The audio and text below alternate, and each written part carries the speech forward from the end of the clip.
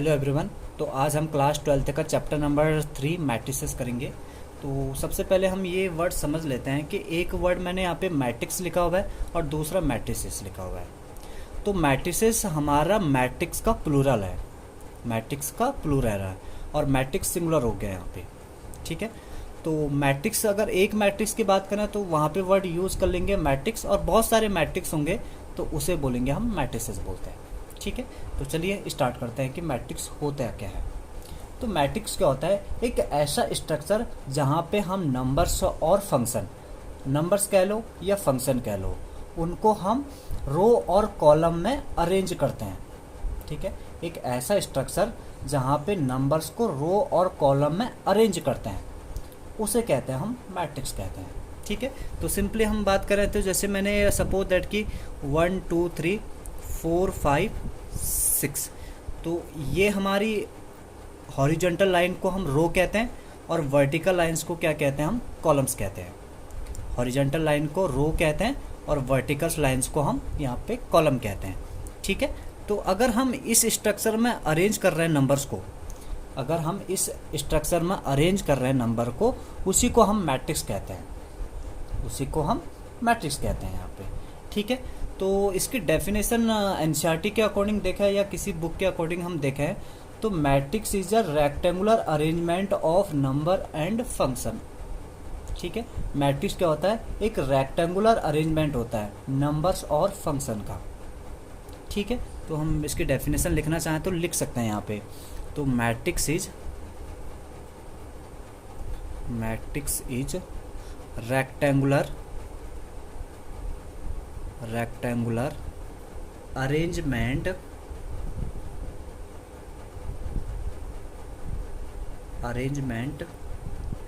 Of numbers and function. Numbers को अगर हम रेक्टेंगुलर अरेंजमेंट दे रहे हैं उसे हम क्या कहेंगे? मैट्रिक्स कहेंगे। तो जनरली नंबर को हम किस स्ट्रक्चर में अरेंज कर रहे हैं? रो और कॉलम में। तो जनरली ये हमारे रो होते हैं। सपोज दैट कि पहली हॉरिजॉन्टल लाइन है तो इसको हम फर्स्ट रो कहेंगे, ये सेकंड हॉरिजॉन्टल लाइन है तो हम इसको सेकंड रो कहेंगे। फर्स्ट रो को हम R1 से डिनोट कर लेंगे और सेकंड रो को R2 से। ये फर्स्ट वर्टिकल लाइन हो गई तो इसको बोलते हैं हम कॉलम, इसको क्या बोलते हैं? कॉलम। तो ये फर्स्ट कॉलम हो गया, सिमिलर करके ये सेकंड कॉलम हो गया एंड ये थर्ड कॉलम हो गया। तो उनको मैंने नाम दे दिया C1 C2 C3।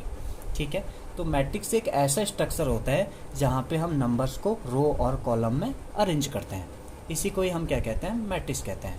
काफ़ी सिंपल है। ठीक है, तो चलिए आगे बढ़ते हैं यहाँ पे। अब देखो कुछ इनके कितने रो हैं, इसमें कितने कॉलम हैं, तो इनके नाम दिया गया मैट्रिक्स को। ठीक है, अगर मान के चलो कि इसी मैट्रिक्स की बात करें तो हमारे पास ये मैट्रिक्स है 1 2 3 4 5 6, ये हमारे पास एक मैट्रिक्स है। तो हमें पता है कि इसमें रो कितने हैं? 2 रो हैं यहाँ पे और 3 क्या है? यहाँ पे कॉलम है। रो कितने हैं? 2 हैं और 3 क्या है? यहाँ पे कॉलम है। तो इसको मैं जनरली क्या बोलूँगा? 2/3 का मैट्रिक्स है। ये 2/3 क्या कहलाता है? Order of matrix. ये मैट्रिक्स की ऑर्डर होती है। तो अगर हम बात करें ऑर्डर ऑफ मैट्रिक्स, तो ऑर्डर ऑफ मैट्रिक्स में जनरली बोल सकता हूँ number of rows into number of column.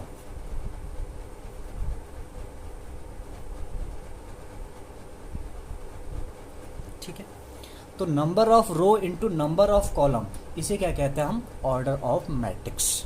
ठीक है, ये वाला जो मैट्रिक्स है ये 2/3 ऑर्डर का है, ये 2/3 ऑर्डर का है। सपोज दैट कि एक मैट्रिक्स मैंने और लिख लिया यहाँ पे, ये हमारे पास 1 2 3 4 5 6 7 2 3, जैसे ये मैट्रिक्स है हमारे पास। तो हमें दिख रहे हैं कि यहाँ पे रो कितने हैं? रो 3 है और कॉलम भी कितने हैं? 3 हैं। तो हम बोल सकते हैं ये 3/3 का मैट्रिक्स होगा। ठीक है, तो इसका ऑर्डर क्या होगा? 3/3 का। ठीक है, आ रही बात समझ में? तो ये है हमारे पास मैट्रिक्स की ऑर्डर। क्लियर होगा ऑर्डर यहाँ पे? एक एग्जांपल और लेते हैं। सपोज दैट कि मेरे पास ये है 1 2 3, ये एक मैट्रिक्स है मेरे पास। ठीक है, ये कौन से ऑर्डर का है तो ये हमने बताना है यहाँ पे। तो हमें दिख रहा है कि यहाँ पे रो कितना है, रो सिर्फ एक ही है यहाँ पे, और कॉलम्स कितने हैं, 1 2 3। और ऑर्डर क्या कहलाता है हमारा, number of row into number of column. तो रो तो हमें पता है कि 1 है, और कॉलम कितने हैं हमारे पास, 3 कॉलम है यहाँ पे। तो इसका ऑर्डर क्या होगा, 1/3, ठीक है, या 1 इंटू 3। ये 1x3 ऑर्डर का मैट्रिक्स हो गया। तो हम इजीली बता सकते हैं यहाँ पे, इसको मल्टीप्लाई मत करना कभी, अगर इसका भी ऑर्डर बताना हो तो इसको मल्टीप्लाई मत करना। तो ये वाला जो फर्स्ट नंबर शो करता है, ये करता है हमारा रोज, नंबर ऑफ रोज, ठीक है, कि इस मैट्रिक्स में कितने रो होंगे। और जो ये सेकंड नंबर है, ये कॉलम को शो करता है, किसको शो करता है, कॉलम को शो करता है, ध्यान रखना इस बात का। नेक्स्ट देखिए यहाँ पे general form of matrix. Matrix की जनरल फॉर्म की बात करें हम यहाँ पे, तो सपोज दैट कि हमारे पास ये मैट्रिक्स है 1 2 3 4, ये हमारे पास एक मैट्रिक्स है, ठीक है। हमें पता है कि 2x2 का मैट्रिक्स है, इसका ऑर्डर क्या है, 2x2। तो हम इनके जो ये अंदर की चीज़ें होती हैं, जो ये नंबर्स हम लिख रहे हैं अंदर इस ब्रैकेट के अंदर, तो इनको बोला जाता है एलिमेंट्स, इनको बोला जाता है एलिमेंट्स, ठीक है। और किसी भी मैट्रिक्स को हम जनरली कैपिटल लेटर से ही रिप्रेजेंट करेंगे, यहाँ पे अल्फ़ाबेट के कैपिटल लेटर से। तो सपोज दैट कि ये मैट्रिक्स ए है हमारे पास, ठीक है, सपोज दैट कि ये मैट्रिक्स ए है हमारे पास। तो अगर हमें इनके एलिमेंट्स को रिप्रेजेंट करना है जनरल फॉर्म में, इनके एलिमेंट्स को रिप्रेजेंट करना है जनरल फॉर्म में, तो उसको रिप्रेजेंट करते हैं हम AIJ। किससे रिप्रेजेंट करेंगे, AIJ से, ठीक है। जहाँ पे आई का मतलब होता है number of row, number of row, अब और जे का मतलब होता है number of column, number of column, ठीक है। आई का मतलब नंबर ऑफ रो और जे का मतलब क्या होगा यहाँ पे, नंबर ऑफ कॉलम, ठीक है। तो अगर हम इस एलिमेंट को बताएं कि ये एलिमेंट कौन सा होगा, हमें पता है कि ये हमारा फर्स्ट कॉलम हो गया, ये सेकंड कॉलम हो गया, ये फर्स्ट रो हो गया, और ये वाला हमारा सेकंड रो हो गया, ठीक है। अगर मैं इस एलिमेंट को बताऊं इसकी फॉर्म क्या होगी, तो देखो ये फर्स्ट रो का ये फर्स्ट रो और फर्स्ट कॉलम का एलिमेंट है ये वाला। तो इसको देखो फर्स्ट रो, यानी कि ये क्या होगा, A11 होगा। 1 यहाँ पे ये वाला 1 क्या होगा, रो को शो कर रहा है, आई किसको शो कर रहा है, रो को। और जो जे वाला है ये किसको शो करता है, कॉलम को शो करता है यहाँ पे, ठीक है। तो ये होगा A11। इसकी बात करें तो ये क्या होगा हमारे पास, तो हमें पता है कि ये फर्स्ट रो की बात कर रहे हैं, फर्स्ट रो का और सेकंड कॉलम का एलिमेंट है। कॉलम देखो इसकी, फर्स्ट रो सेकंड कॉलम, तो A12। इसकी बात करें तो ये क्या होगा हमारे पास, देखो फर्स्ट तो यहाँ पे कॉलम हो गया, लेकिन रो क्या है, सेकंड। और पहले हमें पता है कि जो पहला वाला नंबर होता है वो रो का ही होता है, ठीक है, IJ के अकॉर्डिंग चलना हमें। तो यहाँ पे सेकंड रो और फर्स्ट कॉलम, यानी कि 2 1 वाला एलिमेंट होगा ये, और ये वाला क्या होगा, second row second column, A22। तो इनकी ये जनरल फॉर्म होती है, ये इनकी जनरल फॉर्म होती है, ठीक है। अगर मैं एक मैट्रिक्स की बात करें जैसे यहाँ पे, तो सपोज दैट कि एक मैट्रिक्स है हमारे पास 1 8 9 2 7 5 3 4 8, ये हमारे पास 3x3 का एक मैट्रिक्स है, 3x3 का एक मैट्रिक्स है। तो मैं पूछ रहा हूँ यहाँ पे A31 बताओ कि A31 क्या होगा, A52 बताओ ये क्या होगा, सॉरी A52 नहीं, A22, ठीक है, 5 तो हमने जाना नहीं यहाँ पे, A23 और A13, ये जो एलिमेंट्स बताओ कि ये एलिमेंट्स कौन कौन से होंगे। तो यहाँ पे ये देख लो कि A31 यानी कि थर्ड रो का first column, third row first column का element, third row first column. तो हमें पता है कि थर्ड रो ये है और फर्स्ट कॉलम का एलिमेंट क्या होगा, ये, तो ये 3 हो जाएगा, ठीक है। वैसी second row second column, second row second column, तो सेकंड रो सेकंड कॉलम, ये तो होगा सेकंड रो सेकंड कॉलम, तो ये हमारा यहाँ पे 7 हो जाएगा, ठीक है। 2 3 second row third column, second row third column, ये तो ये 5 हो जाएगा हमारा। First row third column, first row third column क्या हो जाएगा, 9 हो जाएगा, फर्स्ट रो थर्ड कॉलम। तो ये हम इजीली यहाँ पे डिसाइड कर सकते हैं कि कौन सा एलिमेंट होगा, ठीक है, उनकी जनरल फॉर्म हमें पता होनी चाहिए यहाँ पे। तो इसको हम जनरल फॉर्म ऑफ मैट्रिक्स कहते हैं, जिसको हम ए आई जे से रिप्रेजेंट करते हैं यहाँ पे। ठीक है, वैसे हम जनरली इनको ऐसे भी कह लेते हैं कि ये फर्स्ट रो का फर्स्ट एलिमेंट, फर्स्ट रो का सेकंड एलिमेंट, फर्स्ट रो का थर्ड एलिमेंट, अब इस सेकंड रो का फर्स्ट एलिमेंट, सेकंड रो का सेकंड एलिमेंट, सेकंड रो का थर्ड एलिमेंट, तो ऐसे भी बता सकते हो। जैसे मुझे यहाँ पे बताना था थर्ड रो का फर्स्ट एलिमेंट, तो थर्ड रो का फर्स्ट एलिमेंट ऐसे भी बता सकते हो तुम इजी। यहाँ पे सेकंड रो का सेकंड एलिमेंट, सेकंड रो का सेकंड एलिमेंट, सेकंड रो का थर्ड एलिमेंट, फर्स्ट रो का थर्ड एलिमेंट। बट यहाँ पे जनरली जे का मतलब एलिमेंट्स ही नहीं होता, जे का मतलब यहाँ पे कॉलम से होगा कि कौन से कॉलम का एलिमेंट होगा। ठीक है, बट इसको हम ऐसे भी बता सकते हैं, समझने के लिए ये समझ लीजिए।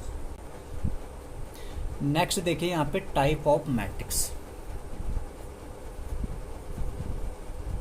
Types of matrix. ठीक है, तो हमारे पास यहाँ पे कुछ मैट्रिक्स के टाइपें आएंगी। ठीक है, तो इसमें हमारा फर्स्ट मैट्रिक्स है हमारा रो मैट्रिक्स। क्या है? Row matrix. तो रो मैट्रिक्स किसे कहेंगे? एक हमारे पास इस टाइप का मैट्रिक्स होगा जिसमें सिर्फ एक रो कंटेन करे। एक इस टाइप का मैट्रिक्स होगा जिसमें सिर्फ एक रो हो, उसे कहते हैं हम रो मैट्रिक्स। उसे क्या कहेंगे हम? रो मैट्रिक्स कहेंगे। A matrix that contain only one row. ठीक है, तो उसको हम लिख सकते हैं a matrix that contain only one row. एक ऐसा मैट्रिक्स जहाँ पे सिर्फ एक ही रो कंटेन करे, सिर्फ एक ही रो, दूसरी रो नहीं होनी चाहिए उसमें। ठीक है, उसे कहते हैं हम रो मैट्रिक्स कहते हैं। फॉर एग्जांपल की बात करें तो एग्जांपल में ये लिख सकता हूँ मैं, जैसे कि हमारे पास एक मैट्रिक्स है 1 2 3। तो हम यहाँ पे देख पा रहे हैं कि यहाँ पे रो क्या है? सिर्फ एक ही है। कॉलम से लेना देना नहीं होगा यहाँ पे। ठीक है, कॉलम कितने भी हो कोई प्रॉब्लम नहीं, बट रो क्या होनी चाहिए? एक ही होनी चाहिए। उसे कहते हैं हम रो मैट्रिक्स कहते हैं यहाँ पे। ठीक है, क्लियर है? सेकंड मैट्रिक्स की बात करें, कॉलम मैट्रिक्स।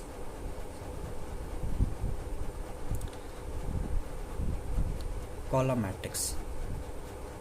ठीक है, तो कॉलम मैट्रिक्स किसे कहेंगे? जैसे रो मैट्रिक्स है वैसे ही कॉलम मैट्रिक्स भी है। तो एक ऐसा मैट्रिक्स जिसमें सिर्फ एक कॉलम कंटेन करे। ठीक है, एक ऐसा मैट्रिक्स जिसमें सिर्फ एक ही कॉलम हो, उसे क्या कहेंगे हम? Column matrix. तो हम बोल सकते हैं अ मैट्रिक्स दैट कंटेन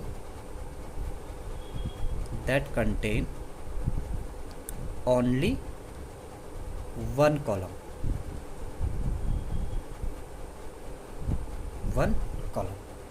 ठीक है, तो इसे क्या कहेंगे हम? कॉलम मैट्रिक्स कहेंगे यहाँ पे। फॉर एग्जांपल की बात करें तो एग्जांपल में हम ये लिख सकते हैं यहाँ पे, जैसे एक मैट्रिक्स हमारे पास 1 2 3, इसमें इस टाइप के एलिमेंट्स होंगे। सिर्फ एक ही क्या होना चाहिए? कॉलम होना चाहिए। रो कुछ भी हो, यहाँ पे हम देखा जाए तो यहाँ पे रो क्या होंगे? 1 2 3। ठीक है, अगर इसके ऑर्डर की बात करेंगे तो इसके ऑर्डर बता सकते हो यहाँ पे? यस, बता सकते हैं। कितने रो हैं यहाँ पे? 1 रो है। कॉलम कितने हैं? 3 कॉलम है, तो इसका ऑर्डर क्या होगा? 1/3। ठीक है, अगर इसके ऑर्डर की बात करें, इस मैट्रिक्स के ऑर्डर की बात करें, तो यहाँ पे रो तुम्हें दिख रहे होंगे 1 रो, 2 रो, 3 रो।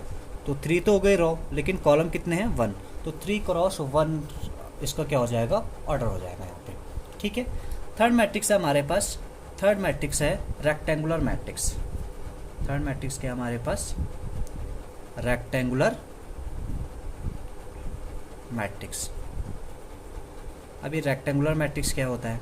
रेक्टेंगल तो आप सभी जानते ही हो कि रेक्टेंगल होता क्या है, जिसमें क्या होती है? अपोजिट साइड इक्वल होती हैं, उसे क्या कहते हैं? हम रेक्टेंगल कहते हैं। ठीक है, सिमिलरली करके यहाँ पे रेक्टेंगुलर मैट्रिक्स भी वही होगा। ठीक है, जहाँ पे नंबर ऑफ रो और कॉलम इक्वल नहीं होंगे, उसे क्या कहेंगे हम? रेक्टेंगुलर मैट्रिक्स कहेंगे। रो और कॉलम अगर इक्वल होंगे तो वो स्क्वायर मैट्रिक्स हो जाएगा, उस केस में वो स्क्वायर मैट्रिक्स हो जाएगा। ठीक है, तो पहले हम रेक्टेंगुलर मैट्रिक्स की डेफिनेशन देख लेते हैं यहाँ पे। अब मैट्रिक्स, तो हम डेफिनेशन लिख सकते हैं यहाँ पे, अब matrix that does not have does not have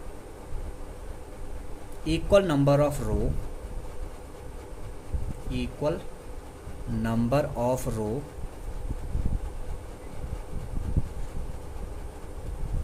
and column। ठीक है, एक ऐसा मैट्रिक्स जहाँ पे रो और कॉलम इक्वल नहीं होते हैं उसे कहते हैं हम रेक्टेंगुलर मैट्रिक्स। ठीक है, एग्जाम्पल की बात करें तो एग्जाम्पल में हम ये लिख सकते हैं यहाँ पे फॉर एग्जाम्पल 1 2 3 4 5 6। तो यहाँ पे हमें पता है कि 2 तो है इसमें रो और कॉलम कितने हैं यहाँ पे 3 हैं। तो ये ऑर्डर की बात करें तो 2 इंटू 3 हो जाएगा। ठीक है, 2 क्रॉस 3 ये इसका ऑर्डर हो जाएगा। रो और कॉलम क्या है, इक्वल नहीं है। तो इस टाइप के मैट्रिक्स को क्या कहते हैं हम, रेक्टेंगुलर मैट्रिक्स। ऐसे भी हो सकता है यहाँ पे 1 2 3 4 5 6 ये हमारे पास 3 क्रॉस 2 का मैट्रिक्स। ठीक है, जहाँ पे रो तो है हमारे पास 3, कॉलम कितने हैं 2। तो जहाँ पे नंबर ऑफ रो और कॉलम इक्वल नहीं होंगे उसे क्या कहेंगे हम, रेक्टेंगुलर मैट्रिक्स कहेंगे। उसे क्या कहेंगे हम, रेक्टेंगुलर मैट्रिक्स कहेंगे। क्लियर है। नेक्स्ट मैट्रिक्स देखो यहाँ पे स्क्वायर मैट्रिक्स। फोर्थ, स्क्वायर वैसी जैसे स्क्वायर होता है, स्क्वायर क्या होता है, ऑल साइड्स आर इक्वल। तो यहाँ पे भी अगर हम बात करें जहाँ पे नंबर ऑफ रो और कॉलम इक्वल होंगे उसे क्या कहेंगे हम, स्क्वायर मैट्रिक्स कहेंगे। ठीक है, तो 4 टाइप का मैट्रिक्स है स्क्वायर मैट्रिक्स। स्क्वायर मैट्रिक्स, तो चलिए डेफिनेशन देख लेते हैं इसकी भी। अब matrix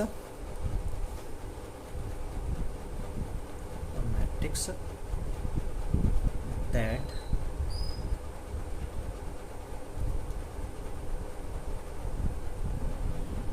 number of row and columns are equal। ठीक है, एक ऐसा मैट्रिक्स जहाँ पे नंबर ऑफ रो और कॉलम क्या होंगे, इक्वल होंगे, उसे कहते हैं हम स्क्वायर मैट्रिक्स। उसे क्या कहते हैं, स्क्वायर मैट्रिक्स। फॉर एग्जांपल की बात करें तो एग्जांपल में यहाँ पे देख सकते हैं, जैसे हमारे पास 1 2 3 4 एक मैट्रिक्स है, तो हमें पता है कि ये 2/2 का मैट्रिक्स है। ठीक है, 2 क्रॉस 2 का मैट्रिक्स।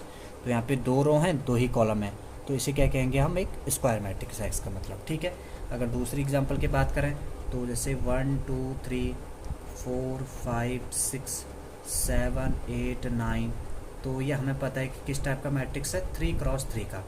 क्या है, 3 क्रॉस 3 का मैट्रिक्स। तो ये भी हमारे पास क्या होगा, एक स्क्वायर मैट्रिक्स होगा। जहाँ पे रो और कॉलम इक्वल होंगे उसे स्क्वायर मैट्रिक्स कहेंगे। अब जो हम नेक्स्ट टाइप के मैट्रिक्स देखेंगे यहाँ पे, वो सारे स्क्वायर के ही पार्ट हैं। वो सारे मैट्रिक्स क्या होंगे, स्क्वायर के ही पार्ट हैं। चलिए देखते हैं आगे नेक्स्ट मैट्रिक्स। नेक्स्ट है हमारे पास नल मैट्रिक्स। ठीक है, नल मैट्रिक्स। फिफ्थ टाइप का जो मैट्रिक्स है वो है नल मैट्रिक्स। तो नल मैट्रिक्स क्या होगा, एक ऐसा मैट्रिक्स होगा जहाँ पे सारे एलिमेंट्स, जहाँ पे स्क्वायर मैट्रिक्स के सारे एलिमेंट 0 होंगे उसे क्या कहते हैं हम, नल मैट्रिक्स कहते हैं। जनरली इसको हम जीरो मैट्रिक्स भी बोलते हैं। ठीक है, नल मैट्रिक्स कह लो या जीरो मैट्रिक्स कह लो। ठीक है, तो हम लिख सकते हैं अ स्क्वायर मैट्रिक्स,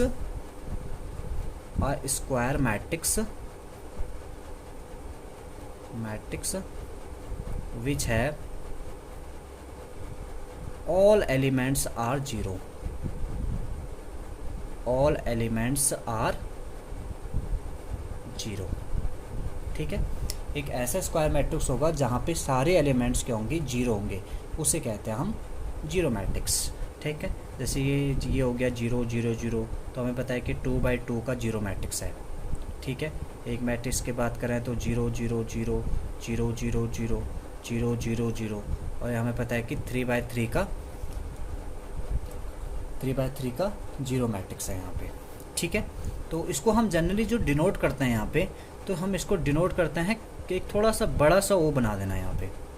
ठीक है, बड़ा सा जीरो, तो जीरो मैट्रिक्स होता है यहाँ पे। ठीक है, कहीं पे ये सिंबल आए तो वहाँ पे समझ जाना है कि ये जीरो मैट्रिक्स की बात कर रहा है। ठीक है, नेक्स्ट देखो यहाँ पे, नेक्स्ट है हमारे पास diagonal matrix.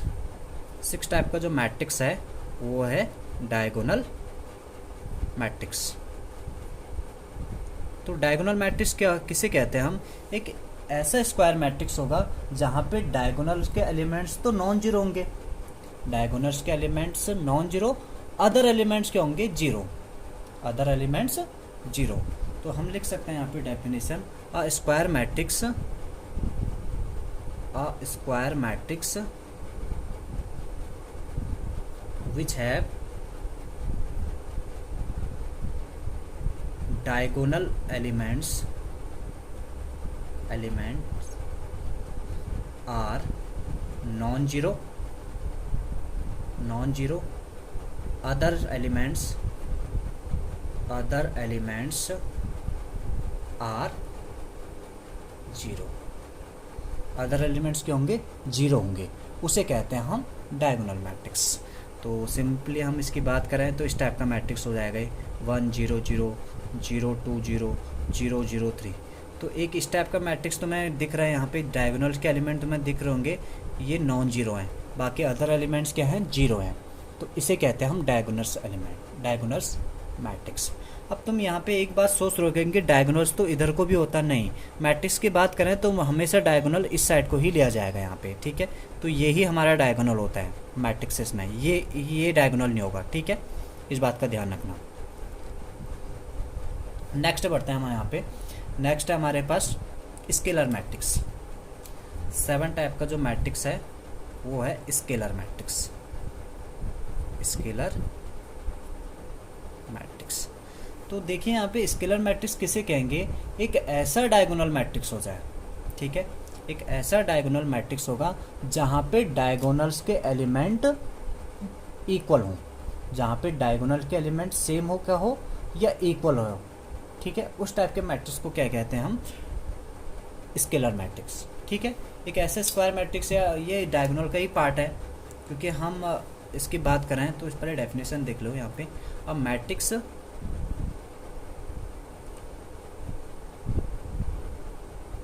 Matrix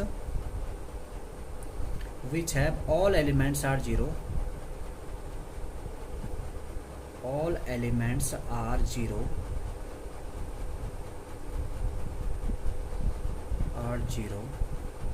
but diagonal elements are equal and non-zero, equal and non zero, equal भी होना चाहिए और साथ में नॉन जीरो भी होना चाहिए। तो इस टाइप के स्क्वायर मैट्रिक्स को क्या बोलते हैं हम? स्केलर मैट्रिक्स बोलते हैं, ठीक है। बात करें तो जैसे मान के चलो कि मैंने ले लिया यहाँ पे 3 0 0 0 3 0 0 0 3, ठीक है। तो ये हमारे पास एक स्केलर मैट्रिक्स है, ठीक है, ये हमारे पास एक स्केलर मैट्रिक्स है यहाँ पे, ठीक है। नेक्स्ट टाइप का मैट्रिक्स देखें यहाँ पे। नेक्स्ट टाइप का मैट्रिक्स है आइडेंटिटी मैट्रिक्स। लास्ट टाइप का मैट्रिक्स है हमारा आइडेंटिटी मैट्रिक्स। तो यहाँ पे आइडेंटिटी मैट्रिक्स की बात कर रहे हैं हम। तो आइडेंटिटी मैट्रिक्स क्या होगा? एक ऐसा मैट्रिक्स जहाँ पे डायगोनल्स के एलिमेंट्स किसके बराबर हो? 1 के बराबर। तो यहाँ पे लिखा है all diagonals elements are 1 and other are 0। Diagonals के एलिमेंट्स तो 1 के बराबर होना है और बाकी क्या होंगे? 0 होंगे यहाँ पे। तो उस मैट्रिक्स को क्या बोलते हैं हम? आइडेंटिटी मैट्रिक्स बोलते हैं। अगर एग्जांपल की बात करें तो एग्जांपल में हम लिख सकते हैं जैसे ये 1 0 0 1, ठीक है, 1 0 0 1। तो ये 2/2 का आइडेंटिटी मैट्रिक्स है, ये 2/2 का आइडेंटिटी मैट्रिक्स है। तो जनरली हम इसको किससे डिनोट करते हैं? आई से डिनोट करते हैं। किससे डिनोट करते हैं? आई से डिनोट करते हैं यहाँ पे, ठीक है।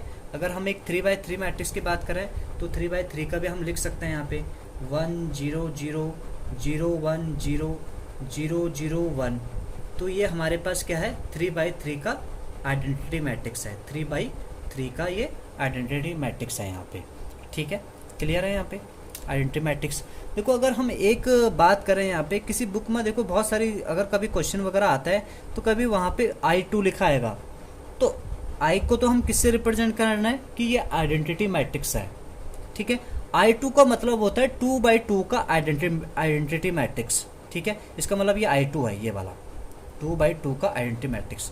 कहीं पे I3 लिखा आया होगा तो I3 का मतलब क्या होगा, यहाँ पे 3/3 का आइडेंटिटी मैट्रिक्स। तो ये जो मैट्रिक्स है ये I3 है, ये क्या है, I3 है, ये 3/3 का आइडेंटिटी मैट्रिक्स है। और 1/1 का आइडेंटिटी मैट्रिक्स क्या होगा, 1/1 का तो एक ऐसा मैट्रिक्स होगा ना जिसमें एक रो है और एक ही कॉलम है, तो ये 1/1 का आइडेंटिटी मैट्रिक्स हो गया। हाँ, एक बात यहाँ पे ध्यान रखना, और एक मैट्रिक्स का नाम वैसे हो रहा है, सपोज दैट कि किसी मैट्रिक्स में सिर्फ एक ही एलिमेंट हो, किसी मैट्रिक्स में एक ही एलिमेंट हो। सपोज दैट कि इस मैट्रिक्स के अंदर मैंने 4 रख लिया, इस मैट्रिक्स के अंदर एलिमेंट क्या है, 4 है, तो ये हमें पता है कि 1/1 का मैट्रिक्स है, 1/1 का मैट्रिक्स है, तो इसे कहते हैं हम सिंगलटन मैट्रिक्स।